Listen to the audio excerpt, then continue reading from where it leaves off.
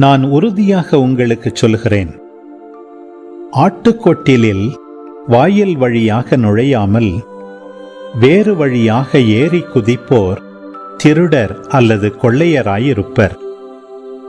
வாயில் வழியாக நுழைபவர் ஆடுகளின் ஆயர். அவருக்கே காவலர் வாயிலை திறந்து விடுவார். ஆடுகளும் அவரது குரலுக்கே செவிசாய்க்கும். அவர் தம்முடைய சொந்த ஆடுகளை பெயர் சொல்லி கூப்பிட்டு வெளியே கூட்டிச் செல்வார். தம்முடைய சொந்த ஆடுகள் அனைத்தையும் வெளியே ஓட்டி வந்த பின் அவர் அவற்றிற்கு முன் செல்வார். ஆடுகளும் அவரை பின்தொடரும், ஏனெனில் அவரது குரல் அவற்றுக்கு தெரியும். அறியாத ஒருவரை அவை பின்தொடரா. அவரை விட்டு அவை ஓடிப்போகும், ஏனெனில் அவரது குரல் அவற்றுக்கு தெரியாது. இயேசு அவர்களிடம் உவமையாக இவ்வாறு சொன்னார்.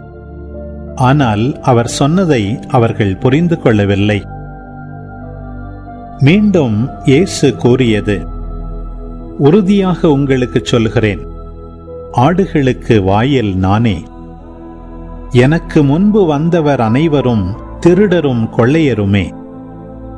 அவர்களுக்கு ஆடுகள் செவிசாய்க்கவில்லை. நானே வாயில். என் வழியாக நுழைவோருக்கு ஆபத்து இல்லை.